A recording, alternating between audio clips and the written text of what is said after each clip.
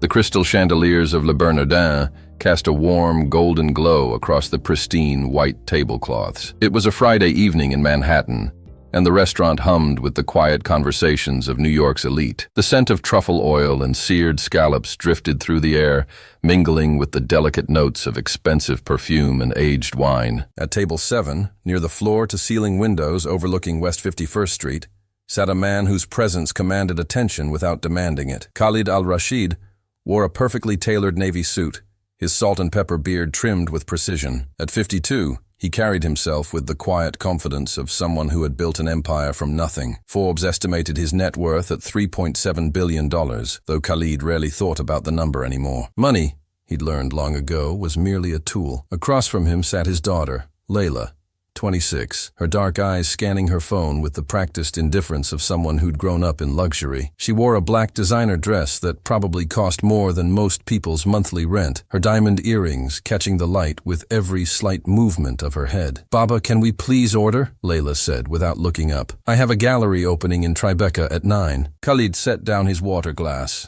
the ice cubes clinking softly. "You've been to 3 gallery openings this week. Perhaps tonight we could just talk?" Layla finally looked up, her expression softening slightly. "We are talking." "No, Habibti, you're scheduling, and I'm existing in the same room as you." Before Layla could respond, their waiter approached. His name tag read Marcus, and Khalid noticed immediately that his hands were shaking slightly. The young man couldn't have been more than 23, with close-cropped hair and a face that carried the weight of exhaustion beneath a professional smile. "Good evening," Marcus said, his voice steady despite his trembling hands. "Can I start you off with any appetizers tonight?" Khalid studied him for a moment. There was something in the young man's eyes, a desperate kind of determination he recognized from his own past. "The oysters, please," Khalid said gently, "and take your time. There's no rush." Marcus nodded gratefully and turned to leave, but as he did, his shoe caught on the leg of a nearby chair. Time seemed to slow as he stumbled forward, the empty silver tray he'd been carrying clattering to the marble floor with a sound like a gunshot in the quiet restaurant. Every conversation stopped.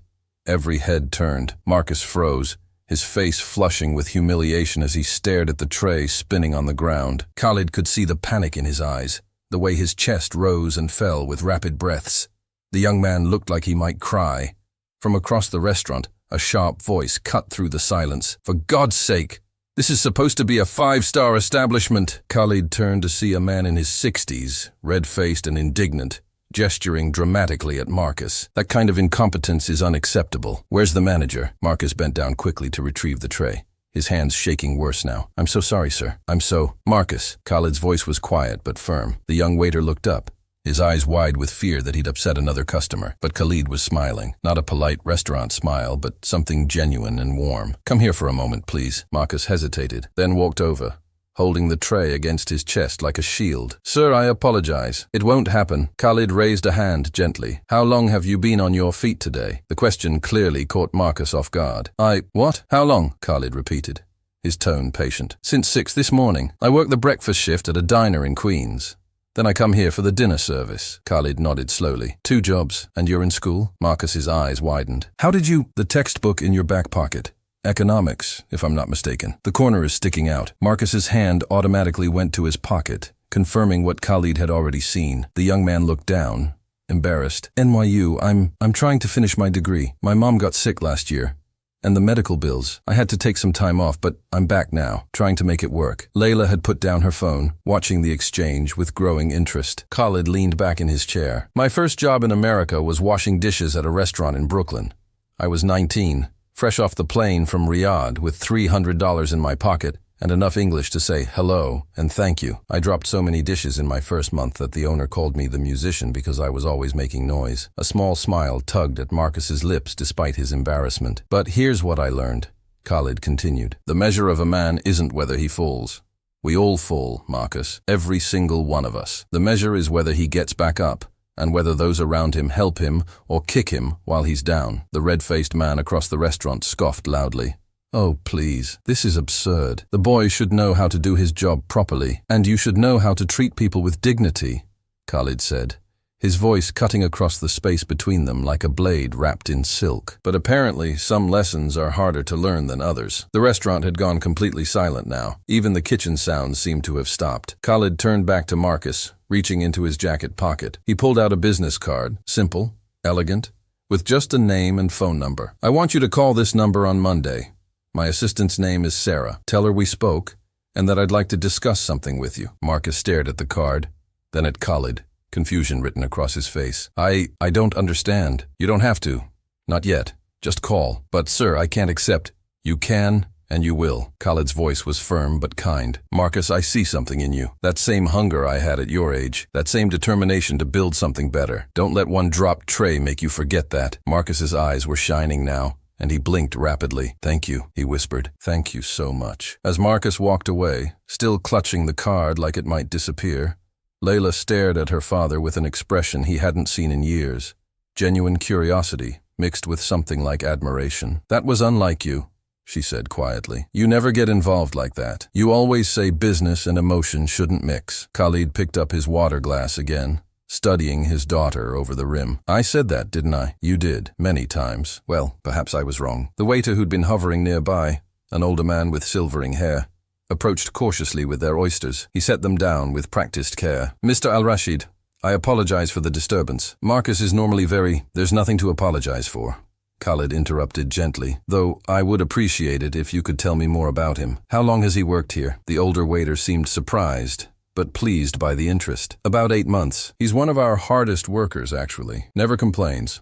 Always picks up extra shifts. His mother has cancer. Stage 3. He's been supporting her and trying to stay in school. Today was particularly hard, I think. She had chemotherapy yesterday." Khalid felt something tighten in his chest. He remembered his own mother, how he'd scraped together money to send home to Saudi Arabia, how he'd worked 3 jobs and slept 4 hours a night, how every penny mattered. "Thank you for telling me," Khalid said. As the waiter left, Layla leaned forward, her designer dress rustling softly. "So what's your plan? Write him a check? Pay for his mother's treatment? Fund his education? Would that be so terrible?" "No, but—" Layla paused, choosing her words carefully. "Baba, you could help 100 people like that every day. Why him?" It was a fair question, and Khalid considered it as he squeezed lemon over an oyster. Outside, yellow cabs streamed past in the gathering darkness, and somewhere in the distance, an ambulance siren wailed. "Do you know why I named our company Bridges Capital?"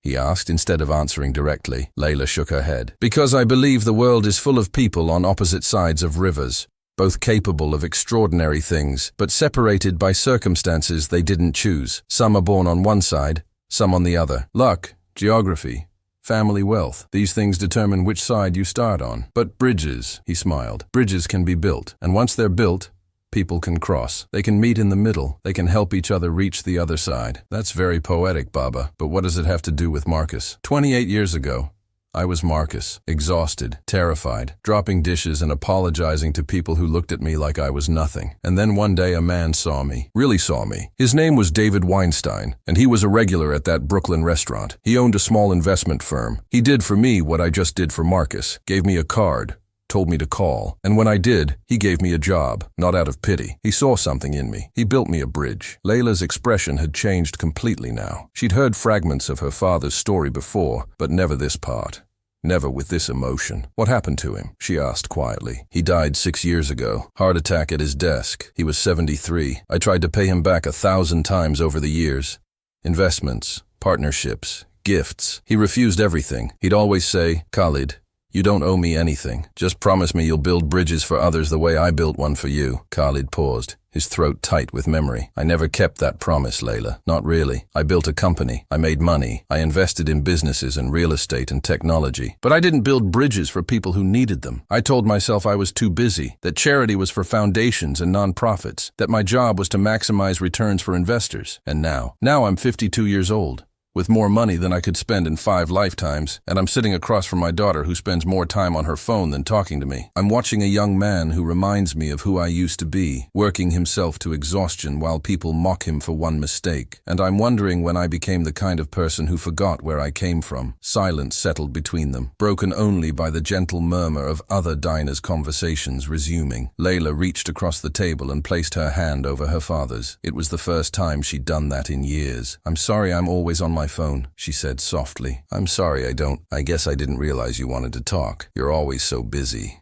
And I thought that I didn't have time for you." She nodded, tears threatening at the corners of her eyes. "Oh, Habibti, I always have time for you. I just forgot how to show it." They ate their oysters in comfortable silence, and for the first time in months, Khalid felt something loosen in his chest. When Marcus returned to take their main course order, he moved with more confidence, his hands steadier. "How's your mother doing?" Khalid asked him. Marcus looked surprised but grateful. "She has good days and bad days. Today was not great, but she's strong. Stronger than me. I doubt that very much. You're working 2 jobs and finishing your degree while caring for her. That takes extraordinary strength." "Thank you, sir. Really." Marcus paused. "Can I ask, that card you gave me, what kind of discussion did you want to have?" Khalid smiled. "Let's save that for Monday. But I'll tell you this much. I think you have potential far beyond waiting tables. No offense to waiting tables. It's honest work and there's no shame in it. But I suspect you're capable of more, and I'd like to help you reach that potential." After Marcus left with their order, Layla said, "You're going to offer him a job, aren't you? Perhaps. Or pay for his mother's treatment. Or fund his education, or all 3. I haven't decided yet. But what I do know is that he deserves a chance to focus on his studies and his family without working himself to death. That's generous, Baba. But what if he's not as capable as you think? What if he lets you down?" Khalid considered this. "Then at least I'll know I tried. David Weinstein took a chance on me. I could have failed. I could have been a terrible employee, or squandered the opportunity. But he gave me the chance to succeed or fail on my own merits. Not based on whether I could afford to eat that week or whether I was too tired to think straight." Their main courses arrived. Dover sole for Khalid, Scottish salmon for Layla, and they ate while talking about things they hadn't discussed in years. Layla told him about her art studies, not just the social aspect, but what the work meant to her, how she saw the world through color and form. Khalid talked about his early days in America, the discrimination he'd faced, the times he'd been treated like a threat simply for speaking Arabic on the subway. "Did you ever want to give up?" Layla asked. "Go back to Saudi Arabia?" "Every day for the first year," Khalid admitted. "I was homesick, exhausted and lonely. The winter cold felt like it was piercing my bones. I missed my mother's cooking, the call to prayer, the sound of Arabic in the streets. But I'd promised myself I'd make something of my life, and I was too stubborn to break that promise." "Is that why you're so hard on yourself? Because you feel like you have to keep proving something?" The question hit Khalid like a physical blow. He set down his fork carefully, staring at his daughter with new appreciation. When had she become so perceptive? "Perhaps," he said slowly. "I never thought about it that way, but yes, perhaps I do. Even now, with everything I've built, there's a part of me that still feels like that 19-year-old kid who had to prove he belonged here, that he was more than just a foreigner washing dishes. You don't have to prove anything anymore, Baba. Not to anyone, maybe not. But old habits die hard." As they finished their meal, Khalid noticed Marcus at another table, serving an elderly couple with gentle attentiveness. The young man had recovered his composure completely, moving with fluid grace as he described the dessert menu. It was remarkable how quickly he'd bounced back from his earlier embarrassment. Resilience. That's what David Weinstein had called it when Khalid had asked why he'd been chosen for that first job. "You have resilience, Khalid. I've watched you drop 1,000 dishes and never once quit. I've seen customers treat you terribly, and you just smile and work harder. That's not something you can teach. Either you have it, or you don't." When Marcus brought the check, Khalid handed him a credit card along with a folded piece of paper. "What's this?" Marcus asked. "Information about a program at NYU that provides support for students with family medical emergencies. My assistant helped establish it several years ago. I think you might qualify." Marcus unfolded the paper, scanning it quickly. His eyes widened. This could cover my tuition and living expenses. How did you—" "Just something I thought might help. And Marcus, when you call on Monday, don't be nervous. We're just going to talk about your future. No pressure, no obligations. Just a conversation between 2 people who understand what it's like to work themselves to exhaustion while trying to build a better life." Marcus's voice cracked. "I don't know how to thank you. You don't have to thank me. Just promise me something. When you're successful, and you will be, remember this night. And when you see someone struggling the way you're struggling now, someone who drops something or makes a mistake because they're exhausted and overwhelmed, you'll be kind. You'll help them. You'll build them a bridge. I promise," Marcus whispered. As Khalid and Layla left the restaurant, stepping out into the cool Manhattan evening, Layla linked her arm through her father's, something she hadn't done since she was a little girl. "That was beautiful, Baba. What you did in there, it was the right thing. That's all." "No. It was more than that. It was," she searched for the words, "it was like watching you remember who you are. Not the billionaire businessman everyone sees, but the person underneath, the one who understands struggle and kindness and hope. They walked in silence for a moment, yellow cabs honking in the distance, steam rising from subway grates, the city alive around them in all its chaotic glory. "Can I tell you something?" Layla said quietly. "For years, I've been kind of ashamed of how much money we have. All my friends at NYU, they're working jobs to pay rent, stressing about student loans, and I'm just not. I felt guilty about it, like I didn't deserve any of it." "You shouldn't feel guilty, Habibti. I know, but I did, until tonight, because watching you with Marcus, I realized that wealth isn't something to be ashamed of. It's what you do with it that matters, and you just used yours to change someone's life." Khalid stopped walking, turning to face his daughter under a streetlight. "I want to tell you something I've never told anyone except your mother. In my 3rd year in America, I was walking home from work one winter night. It was snowing, and I was so tired I could barely stand. I slipped on some ice and fell hard, groceries spilling everywhere. I just lay there for a moment, wanting to cry, wanting to give up. And then someone stopped, a woman, probably in her 70s. Helped me up. She helped me gather my groceries. She didn't have much. I could tell from her worn coat and patched gloves, but she gave me $20, told me to get something warm to eat. I tried to refuse, but she insisted. She said, "Everyone needs help sometimes, son. No shame in accepting kindness." Khalid's eyes were distant, seeing that snowy night from decades ago. I never saw her again, never got her name, but I kept that $20 bill in my wallet for years. It reminded me that when you have nothing, the smallest kindness can feel like everything. And tonight, I thought about her, about how a small gesture, a business card, some information about a program, might be Marcus's $20 bill. His reminder that people care, that he's not alone. Layla hugged her father tight, right there on the street corner in Midtown Manhattan. People flowed around them like water around a stone, and neither of them cared. "I love you, Baba," she whispered. "I love you too, Habibti, more than all the money in the world." They decided to walk home instead of taking a car. Even though it was nearly 2 miles, the night was beautiful, and for once they both wanted to slow down, to exist in the moment rather than rushing to the next thing. "What will you do for Marcus?" Layla asked as they walked. "Really?" Khalid thought about it. "I'll offer him a job at my company, entry level, but with good pay and flexible hours so he can finish school. I'll connect him with our corporate benefits program, which includes coverage for family members' medical expenses. And I'll introduce him to people who can mentor him in whatever field interests him most. Finance, real estate, technology, whatever he chooses. That's incredibly generous. It's what David did for me. He didn't just give me a job. He opened doors. He introduced me to his network. He taught me not just about business, but about how to navigate a world I didn't understand, how to dress for meetings, how to speak to investors, how to turn ambition into achievement. Do you think Marcus has what it takes to be successful in your world? I don't know, Khalid admitted, but that's not the point. The point is giving him the opportunity to find out. When I was young, people would judge me before I ever opened my mouth. They'd see my skin color, hear my accent, and decide I wasn't capable. David didn't do that. He looked at my work ethic, my determination, my hunger to learn, and he gave me a chance. That's all I'm doing for Marcus, giving him a chance. They passed a homeless man sitting against a building, and without hesitation, Khalid stopped and pulled out his wallet. He handed the man $200. "Bless you, sir," the man said, stunned. "Get something hot to eat," Khalid replied, "and if you can, find a shelter tonight.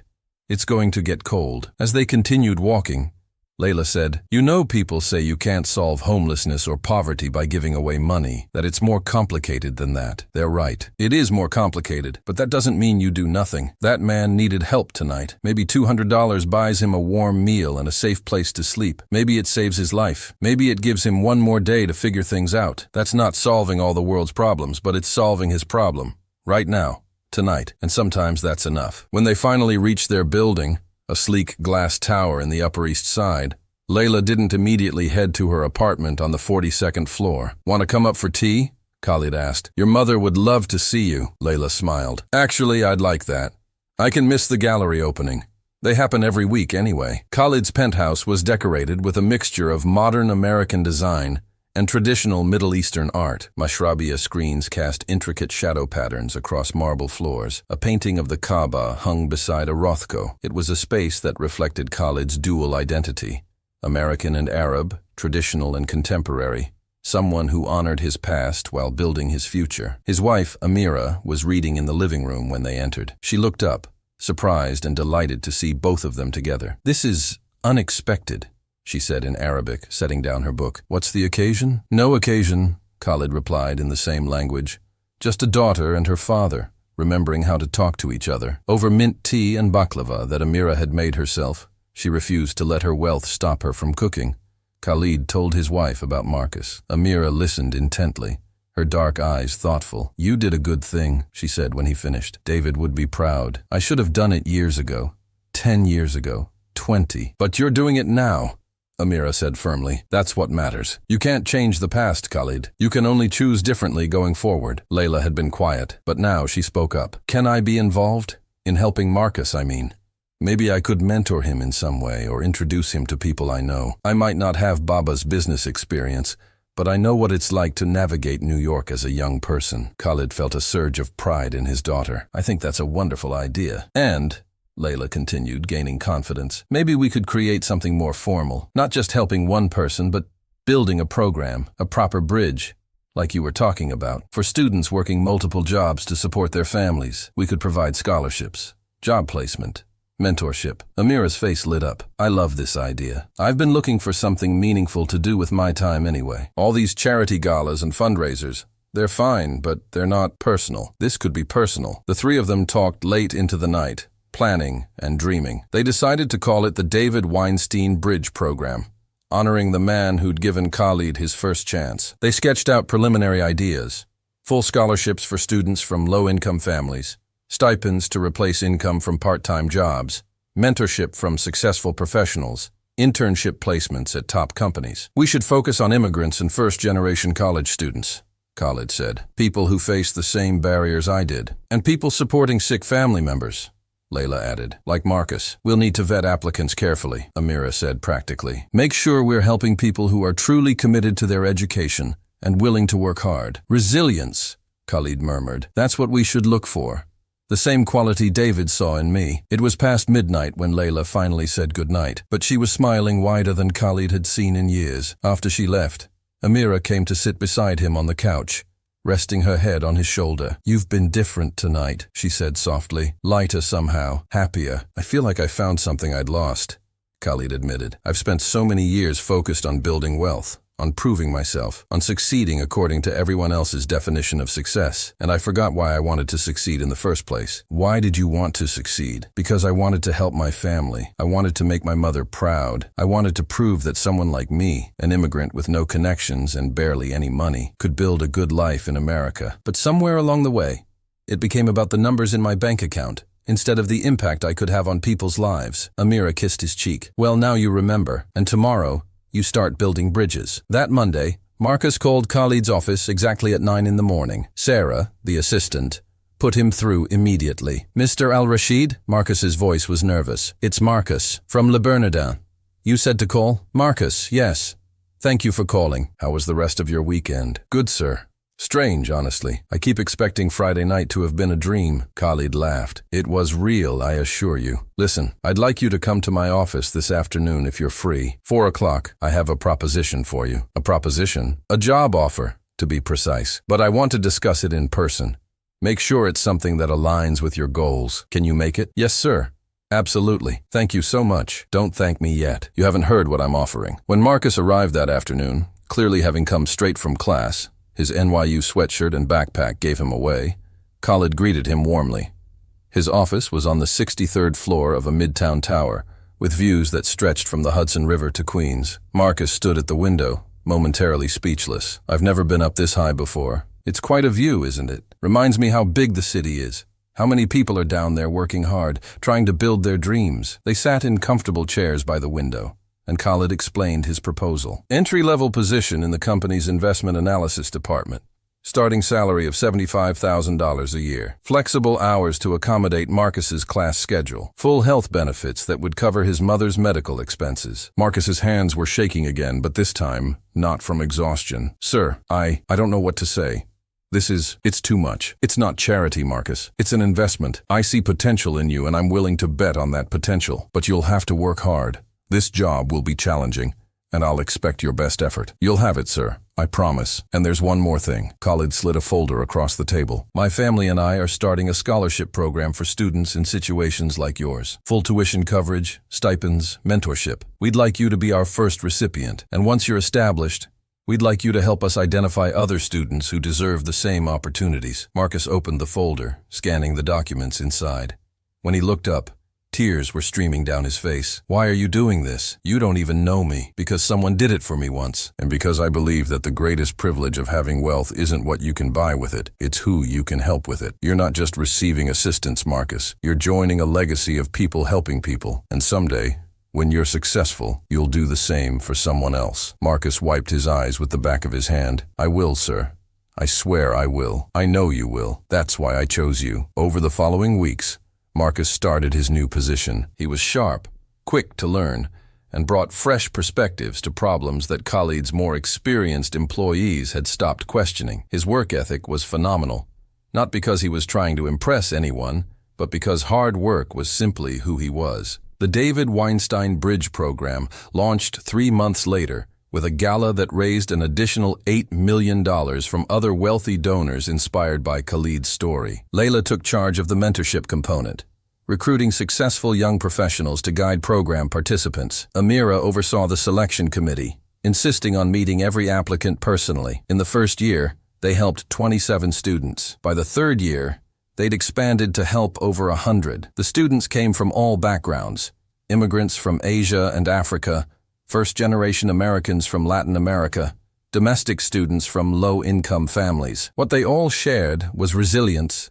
determination, and dreams bigger than their current circumstances. Marcus graduated NYU with honors 2 years after starting at Bridges Capital. His mother's cancer went into remission, largely because she could finally afford the cutting-edge treatment that her previous insurance wouldn't cover. At his graduation, Khalid and his entire family attended, cheering louder than anyone when Marcus's name was called. I have something for you, Marcus said after the ceremony, pulling a folded piece of paper from his pocket. It was worn and creased from being carried around for 2 years. Khalid unfolded it and saw his own business card, the one he'd given Marcus that Friday night at Bernardin. I kept it, Marcus explained, as a reminder. On the days when school was hard or work was exhausting or I felt like I couldn't keep going, I'd take it out and look at it, and I'd remember that someone believed in me, that someone had built me a bridge. Khalid felt his throat tighten with emotion. Keep it, he said. And when you've built your own success, when you've helped other people the way I helped you, I want you to give this card to someone who needs it. Pass on the belief. Pass on the bridge. 5 years later,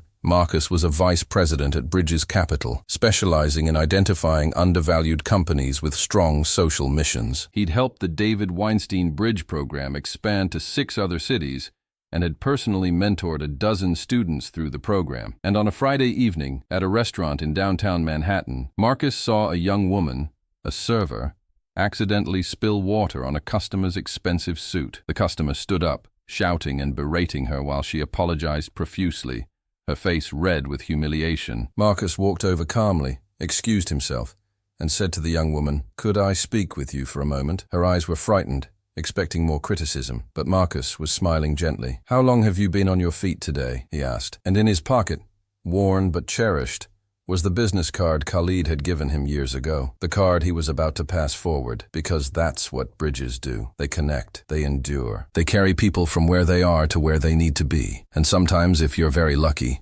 you get to be the bridge. The restaurant buzzed with conversation around them. But in that moment, Marcus understood something profound. Khalid hadn't just changed his life that night 5 years ago. He'd shown him how to live with kindness, with generosity, with the understanding that success means nothing if it's not shared. Marcus pulled out the worn business card and handed it to the young woman. Her name tag read, "Sofia. I want you to call this number on Monday," he said quietly. "And when you do, tell them Marcus sent you. Tell them you're ready to build something better." Sofia stared at the card, then at Marcus, confusion and hope warring in her expression. "I don't understand," she whispered. Marcus smiled, remembering himself saying those exact words years ago. "You don't have to, not yet. Just call. And when you're successful, and you will be, remember this moment. Remember that someone saw you, really saw you, and decided to build you a bridge." As Marcus walked back to his table where his girlfriend was waiting, he felt something shift inside him. He finally understood what Khalid had meant all those years ago. Wealth wasn't measured in dollars or properties or investments. It was measured in bridges built, in lives changed, in hope restored. The red-faced customer who had yelled at Sofia was still grumbling. But Marcus noticed that several other diners were now looking at the man with disdain rather than sympathy. One elderly gentleman even stood up and apologized to Sofia on behalf of those of us who remember our manners. The culture was shifting. Slowly but surely, one act of kindness at a time. That night Marcus called Khalid. It was late, nearly 11, but he knew Khalid would still be awake. The man slept less than anyone Marcus had ever met, always reading or thinking or planning the next bridge to build. "Marcus," Khalid answered warmly, "this is a pleasant surprise.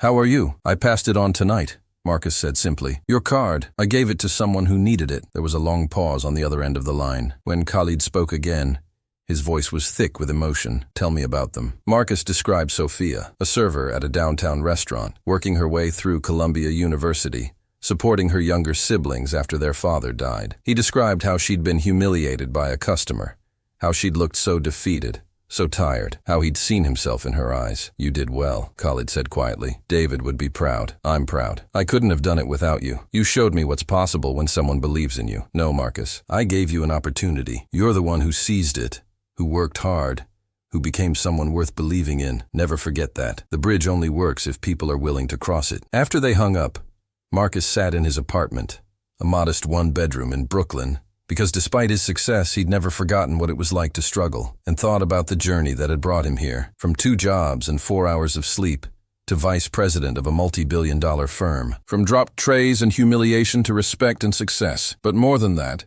he thought about the chain of kindness that connected him to Khalid to David Weinstein, and now him to Sofia. A chain that stretched back through time and would hopefully stretch forward into the future.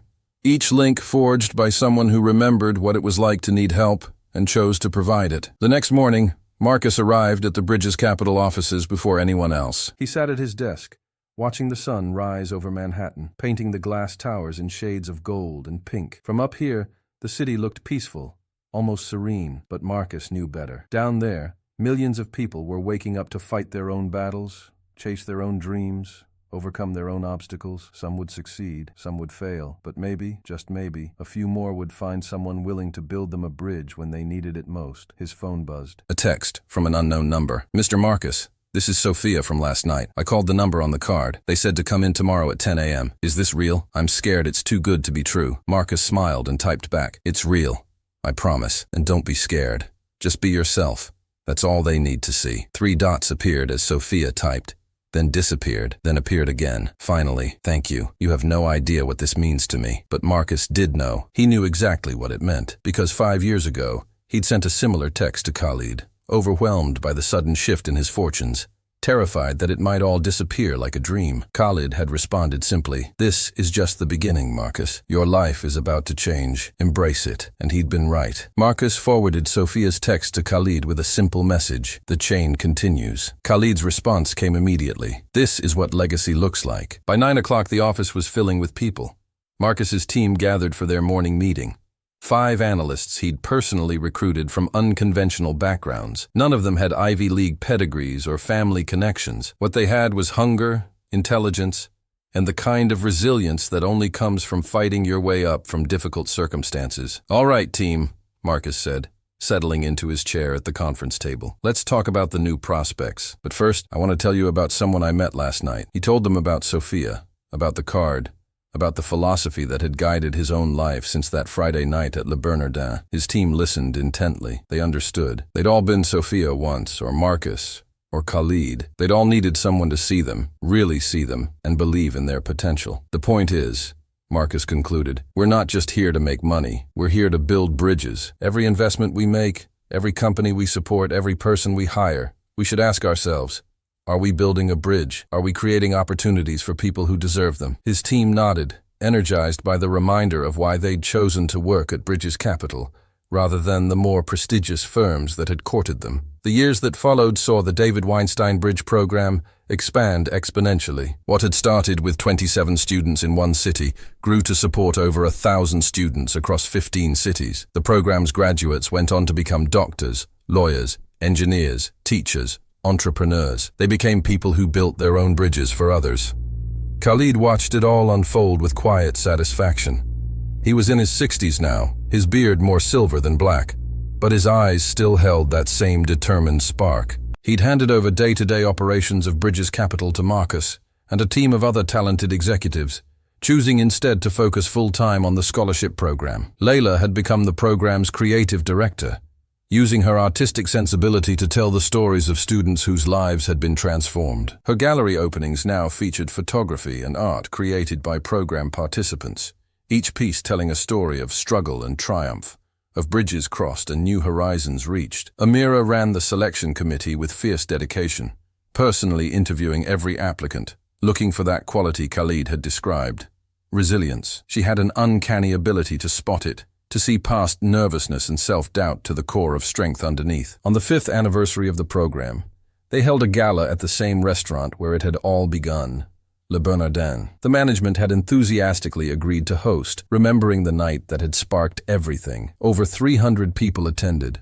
donors, students, graduates, mentors, and supporters. Marcus gave a speech that brought many to tears, describing his journey from exhausted waiter to successful executive, crediting not just Khalid, but the entire philosophy of lifting others up, rather than stepping over them on the way to success. Sofia spoke too. She was now a junior analyst at Bridges Capital, having graduated Columbia with honors, her siblings now in college themselves thanks to the program. She spoke about that night when Marcus had given her the card, how she'd carried it in her wallet every day since, a reminder that kindness exists even in a city that can feel brutal and uncaring. But the most powerful moment came when Khalid took the stage. He was older now, moving a bit slower, but when he spoke, his voice was strong and clear. 28 years ago, he began, I was washing dishes in Brooklyn, working 3 jobs, sleeping 4 hours a night. I was exhausted, homesick, and questioning whether I'd made a terrible mistake leaving Saudi Arabia. And then a man named David Weinstein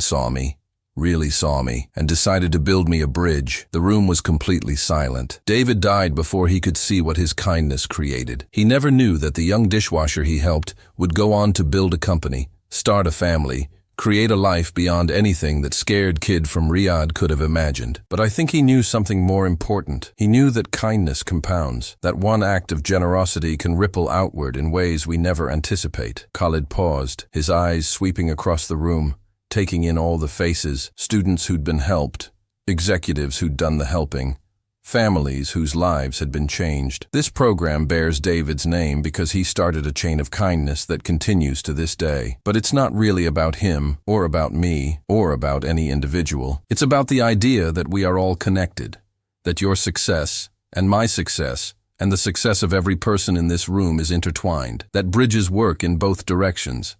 They don't just allow people to cross over. They allow all of us to meet in the middle, to help each other, to build something greater than any one of us could build alone. The applause was thunderous, but Khalid raised his hand for quiet. I want to close with a challenge. To everyone in this room who has been helped by this program, by a mentor, by someone who believed in you when you didn't believe in yourself, I challenge you to pass it forward.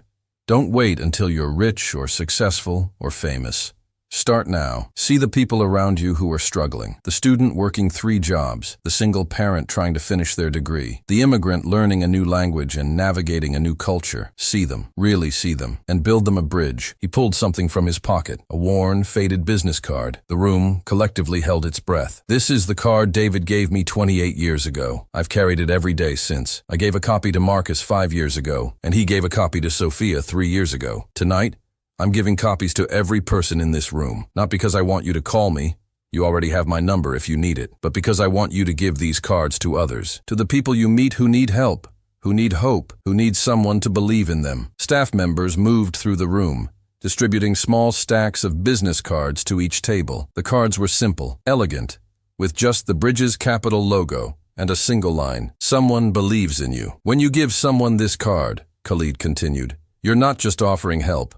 You're telling them they matter, that they're seen, that their struggle isn't invisible, and you're inviting them to join a community of people who understand that true success isn't measured by what you accumulate, but by what you give away. The gala ended late, with people lingering over coffee and dessert, sharing stories and making connections. Marcus noticed Khalid slip away to the kitchen, and he followed. He found his mentor, his friend, talking with the kitchen staff, shaking hands and thanking them for their work. The head chef looked overwhelmed, honored that someone of Khalid's stature would take time to acknowledge them. "Marcus," Khalid said warmly when he noticed him, "come meet these fine people who make this restaurant possible." They spent 20 minutes in that kitchen, learning names and stories, hearing about dreams and challenges. One of the line cooks mentioned he was studying culinary arts online, hoping to open his own restaurant someday. Khalid took out a business card, the new ones with "Someone believes in you" printed on them, and handed it to him. "Call tomorrow," Khalid said simply. "Let's talk about your dream." As they finally left the restaurant, stepping out into the cool Manhattan night, Marcus said, "You'll never stop, will you? Building bridges." Khalid smiled, looking up at the towering buildings around them. Each window a life, a story, a potential bridge to build. "Why would I? It's the best thing I've ever done. Better than making money, better than building a company, better than any success the world recognizes. Because this," he gestured back toward the restaurant, toward all the people inside whose lives had been touched by the program. "This is what lasts. This is what matters." They walked together through the streets of Manhattan, two men from vastly different starting points who'd ended up in the same place. Not geographically, but philosophically. Both understood that the greatest privilege of success was using it to help others succeed. "Do you ever think about what your life would have been like if David hadn't helped you?" Marcus asked. Khalid considered this. "Sometimes. I like to think I would have made it anyway, through sheer stubbornness if nothing else. But it would have been harder, lonelier, and taken much longer. And more importantly, I might have become bitter. When you struggle alone, when everyone kicks you while you're down and nobody offers a hand up, it hardens you. You start to see the world as every person for themselves. But David showed me a different way. He showed me that success doesn't require stepping over others. It can include lifting them up alongside you. That's what you showed me," Marcus said. "I was getting hard, before that night. Working those 2 jobs, watching my mom suffer, seeing all these wealthy people treat me like I was invisible or, worse, like I was a servant who existed only to meet their needs. I was starting to hate them, hate their privilege, their ignorance, their casual cruelty. And then you came along and reminded me that not everyone with money is like that. That wealth can be a tool for good if wielded with compassion." Khalid stopped walking and turned to face Marcus. "You've exceeded every expectation I had for you. David would have been so proud. I'm so proud. I couldn't have done it without you." "Yes, you could have. You had the resilience, the intelligence, the work ethic. I just gave you an opportunity to use those qualities in a different context. But Marcus, everything you've achieved, that's all you." They parted ways at the subway station, Marcus heading to Brooklyn, Khalid to a waiting car service. But both men felt the same sense of fulfillment, the same understanding that they were part of something larger than themselves. Years continued to pass. The David Weinstein Bridge Program kept growing, kept changing lives, kept building bridges. Sofia became a director at Bridges Capital, specializing in investments that combined social impact with financial returns. She personally mentored 15 students through the program, each one going on to success in their chosen fields. Khalid entered his 70s, finally slowing down enough to fully retire from active business involvement. But retirement for him meant spending more time on the program, meeting students, hearing their stories, seeing himself in their hungry eyes and determined expressions. One afternoon, nearly a decade after that initial Friday night at Le Bernardin, Khalid received an unexpected visitor at his home. The doorman called up to announce a young woman named Sofia requesting to see him. "Send her up," Khalid said, curious. When Sofia arrived, she wasn't alone.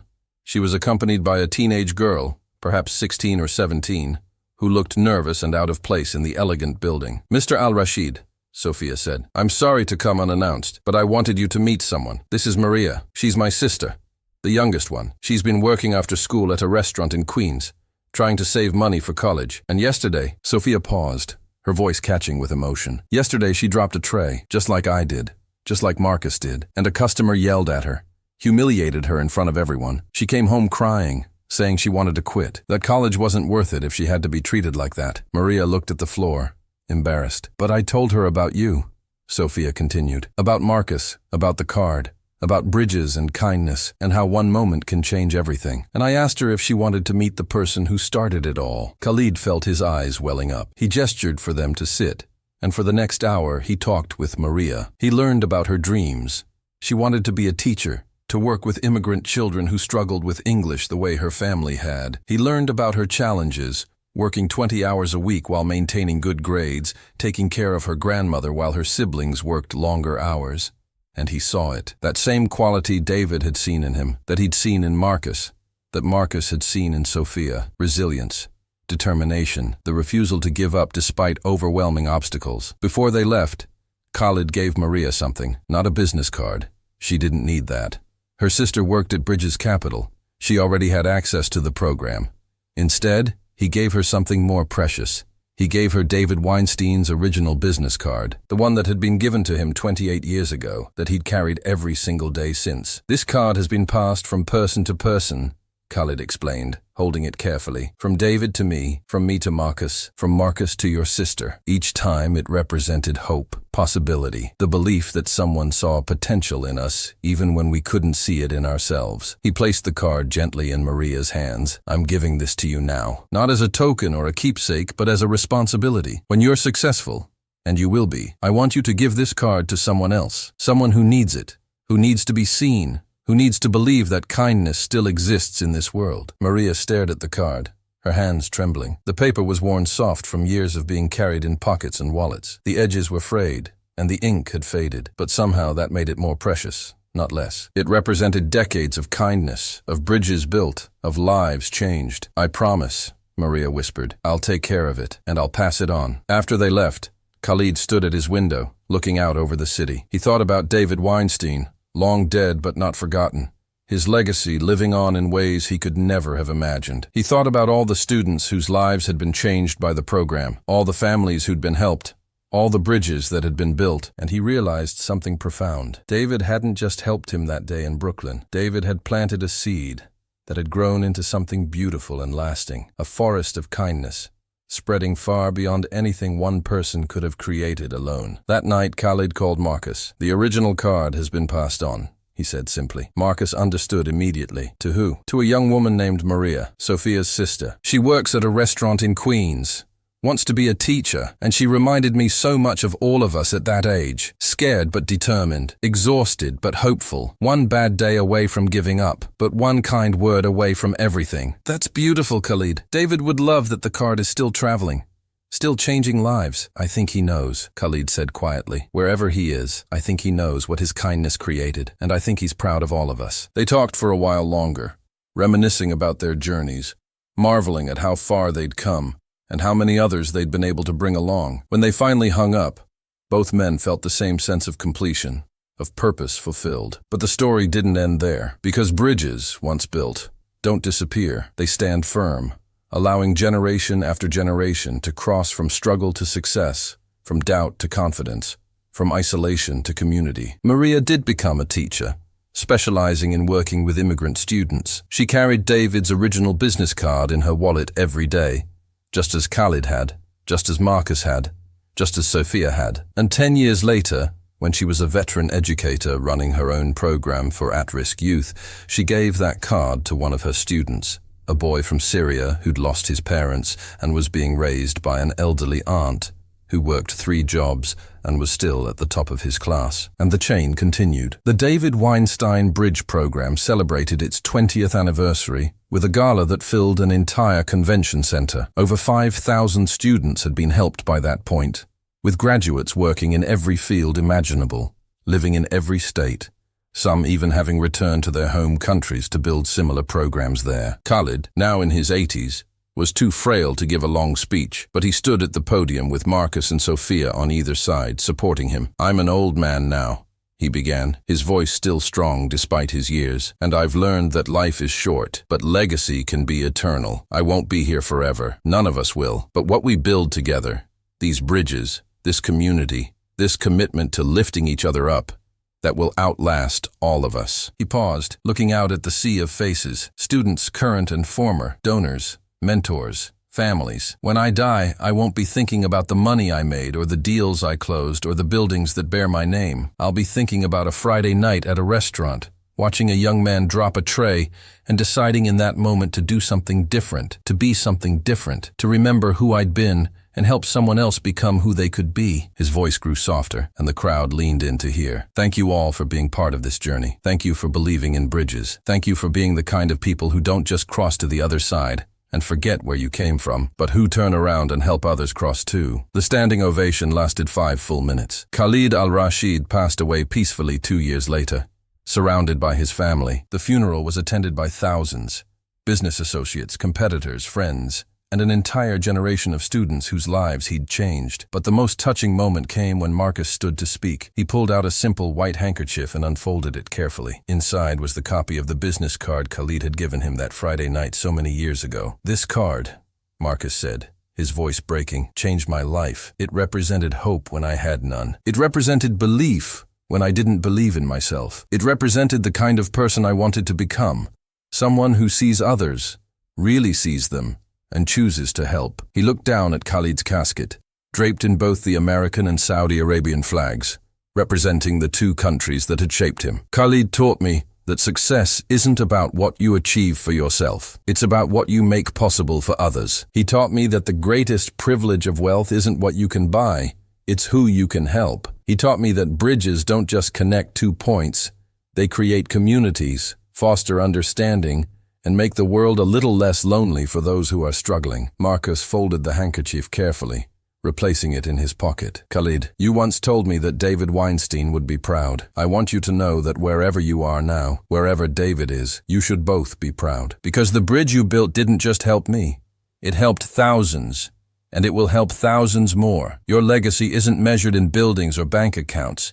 It's measured in changed lives, in restored hope, in the kindness that continues to ripple outward long after you're gone." The David Weinstein Bridge Program continued long after Khalid's death, now run by Marcus as chairman and Sofia as executive director. Layla took over her father's role as the program's primary funder, dedicating a substantial portion of her inheritance to ensuring it would exist in perpetuity. And somewhere in Queens, a young woman named Maria was teaching a classroom full of immigrant students, many of whom worked after school to help support their families. She kept David Weinstein's original business card in a frame on her desk, yellowed and fragile now, but still legible. "David Weinstein, Managing Director, Weinstein and Associates." She told her students the story often, about the chain of kindness that had started with David, continued through Khalid and Marcus and Sofia, and eventually reached her. About how one act of compassion could echo through decades, changing lives in ways the original giver could never imagine. "The question isn't whether you'll face hard times,"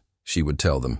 "You will. Everyone does. The question is whether you'll remember, when times are good, what it felt like to struggle, whether you'll see others who are where you once were and choose to help them, whether you'll build bridges." And in that classroom and in thousands of others like it, and in boardrooms and restaurants and streets across America and around the world, the philosophy spread, person by person, bridge by bridge, act of kindness by act of kindness. Because that's what Khalid Al-Rashid had really created that Friday night at Bernardin. Not just a scholarship program or a business philosophy or a charitable foundation. He'd created a movement, a reminder that in a world that often feels cruel and competitive and zero-sum, kindness still matters, generosity still has power, and one person choosing to see another person's humanity, really see it, can change everything. The story of the Arab billionaire who saw a waiter drop a tray became legend, told and retold, embellished and simplified, until the details blurred, but the message remained crystal clear. When someone falls, you have a choice. You can kick them while they're down, stand by and do nothing, or reach out your hand and help them up. And if you choose the latter, if you choose to build a bridge instead of a wall, you might just change the world. One tray drop at a time, one business card at a time, one act of kindness at a time, until the bridges outnumber the walls, and the world becomes a little less divided, a little more compassionate, a little more human. That was Khalid's true legacy. Not the billions in his bank account, or the buildings bearing his name, but the bridges, always the bridges. And they would stand long after he was gone, carrying people from struggle to success, from despair to hope, from isolation to community. Because that's what bridges do. They endure. They connect. They save lives. And sometimes, if you're very lucky, you get to be the one who builds them.